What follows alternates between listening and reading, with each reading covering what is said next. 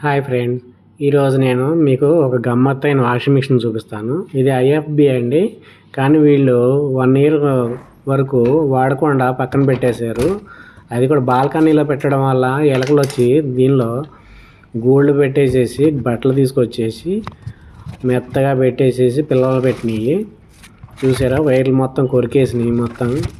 వీళ్ళు ఇప్పుడు 1 ఇయర్ తర్వాత వాడుకుందామని దాన్ని ఒకసారి చూడమన్నారు. నేను ఓపెన్ చేసి చూస్తే దీనిలో మొత్తం ఈ డ్రమ్ము చుట్టూతా మొత్తం బట్టలు పెట్టేసినవి మెత్తగా ఉండటం కోసం.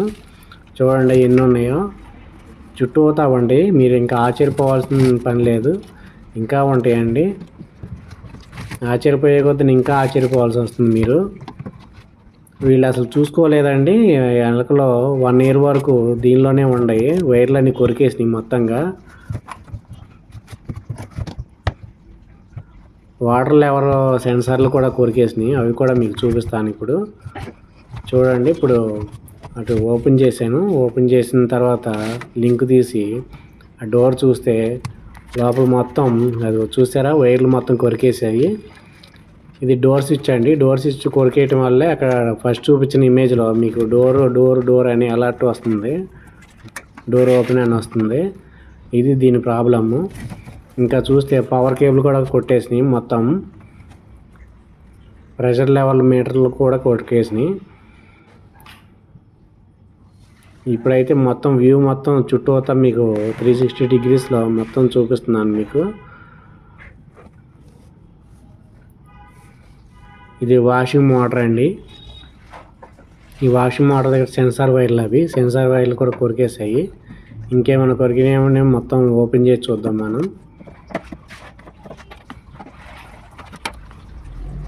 ఎందుకంటే ఇందులో చాలా చెత్త చాలా ఎక్కువ పెట్టేసినాయి మొత్తం.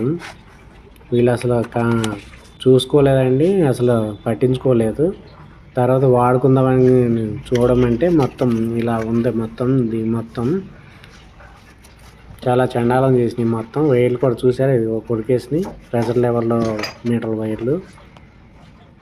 ఇంకా ఏమన్నా ఉన్నాయేమో చుట్టూతో చూస్తున్నాను లైట్ వేసి.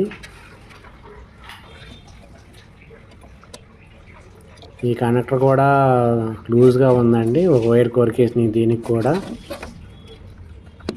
ఇక్కడ చూడండి, ఇక్కడ pressure level switch, control switch ఒకటి మీకు చూపిస్తాను. ఇదే అండి ఇదిగోండి, ఇక్కడ కార్నర్లో కొరికేసింది. ఇది కూడా వాటర్ లెవెల్ స్విచ్. అది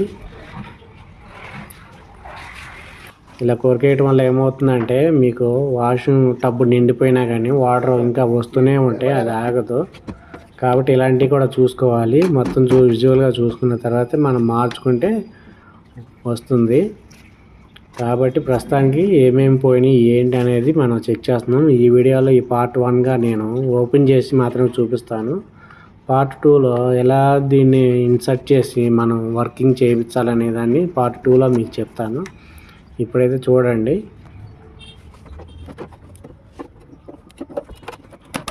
ఫ్రంట్ డోర్ మొత్తం ఓపెన్ చేస్తున్నాను. బ్యాక్ డోర్ అండి, బ్యాక్ డోర్ ఓపెన్ చేస్తున్నాను. బ్యాక్ డోర్లో మొత్తం పైన చూసారా, ఇది లెవెల్ మీటర్ సెన్సార్లు ఇవి. ఇది కూడా 3 వైర్లు కొరికేసినవి మొత్తం. ఈ కొరికేయటం వల్ల అది డోర్ అలారం అని వస్తుంది, డోర్ ఓపెన్ అని. ఇక్కడ పవర్ కేబుల్ అండి, ఇది పవర్ కేబుల్ కూడా కొట్టేసినాయి. గ్రీన్ నోట్లలో పేస్ వైర్లు. ఇప్పుడు మీకు ఇది ప్రెషర్ ఇండికేటర్ అండి. ఆ పక్కన ఉంచట వైర్ల పక్కనే ఇదండి, ఇది ప్రెషర్ ఇండికేటర్. ఇదేమో PCB, printed circuit board, control board అనేది. కంట్రోల్ బోర్డు కూడా స్ట్రిప్పులు కొరికేసినాయి. కాబట్టి కంట్రోల్ బోర్డు కూడా మార్చుకోవాలి మొత్తం. మార్చుకోవటం కానీ వీలైతే మాత్రం దాన్ని సాల్వింగ్ చేయటం కానీ ఏదో ఒకటి చేయాలి. ఇక్కడ వైర్లు వచ్చేసి చాలా వరకు కొరికేసినాయి. ఇప్పుడు నేను డోర్ స్విచ్ ఓపెన్ చేస్తున్నాను స్క్రూ డ్రైవర్తో. డోర్ స్విచ్ కూడా వర్క్ చేస్తుందా లేదా, దీనిలో కూడా ఏమన్నా చెత్త పెట్టేసినాయో చూడాలి, వర్క్ చేస్తుందో లేదో.